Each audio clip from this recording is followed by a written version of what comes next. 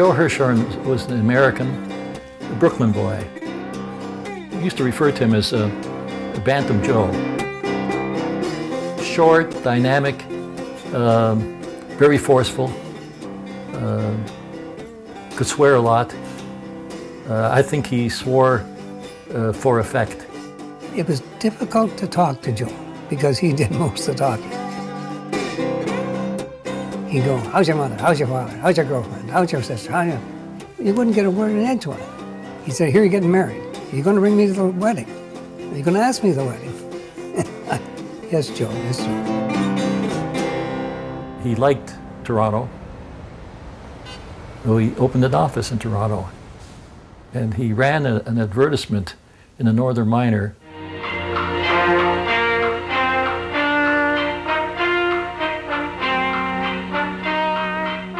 Joe could raise money better than the most one. He had a knack with people. He could tell. He got a lot out of them. He got a lot of loyalty, and he could. And he had he picked some of the finest people. And of course, Frank was one of them. Frank Joubin.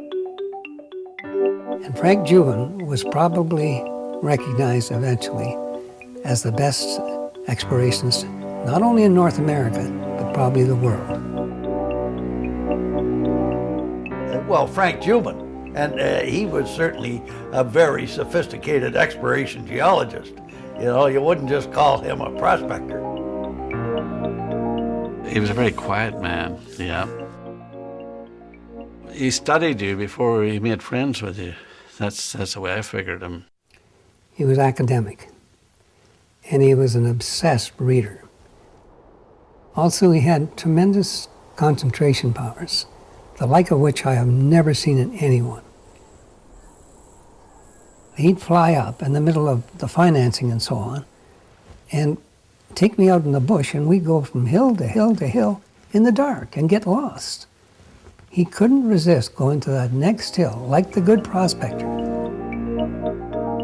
Joe recognized Frank for what he was, that drive that he had. They acted as catalysts for each other. They made a pair that was probably unmatched in Canadian mining exploration history.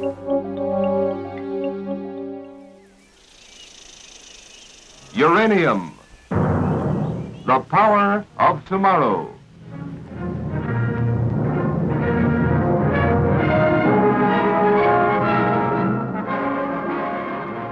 Joubin didn't find the uranium himself. He had heard about radioactive occurrences in the area, and he had visited them, he'd done his sampling, but when the samples came back, there was very little uranium, even though there was a lot of radioactivity. You know, the Geiger counter would show all sorts of radioactivity, but the analysis showed no uranium. And that puzzled him for the longest time. He came up with the idea of, we're only scratching the surface, we have to test deeper down in the ground to find that uranium. He convinced Joe Hirshhorn to spend a bunch of money to drill deeper.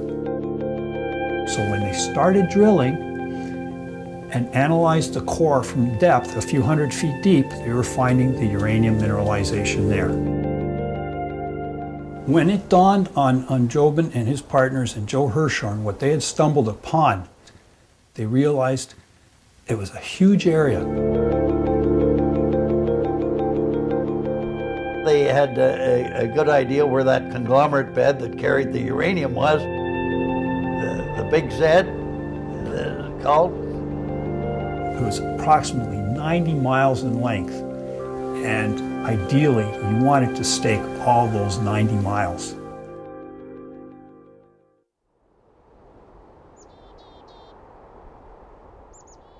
The staking rush was unusual. I hadn't seen anything like that before.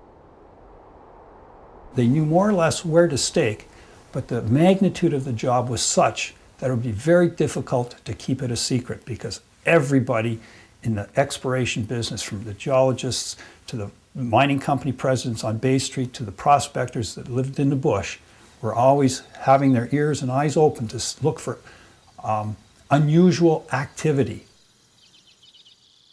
So they wanted to get the largest area that they could in the quickest way possible before others came into the act.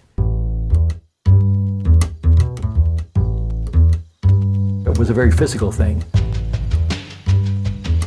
In those days, you had to walk out a square and mark it out and with stumps and name tags, licenses, and so on. It's difficult to blaze a line with a compass, and often we were going 90 miles an hour. And often people would take our, not often, but in my case, where it was a mini deposit, somebody came in and cleaned all the posts up and put their own in.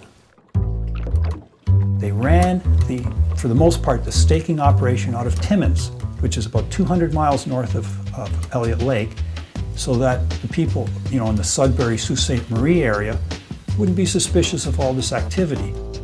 So they essentially came in the back door. And they hired pilots that weren't going to talk a lot about what they were doing, who they were working for. You could fly people in, put them on the ground, get them out to register the claims. The prospectors moved out of the bush to converge on the recorder's offices, where they filed title to more than 1,400 claims totaling 56,000 acres. By that time, the rest of the exploration community realized what was going on, and there was a huge rush to stake what ground was still open.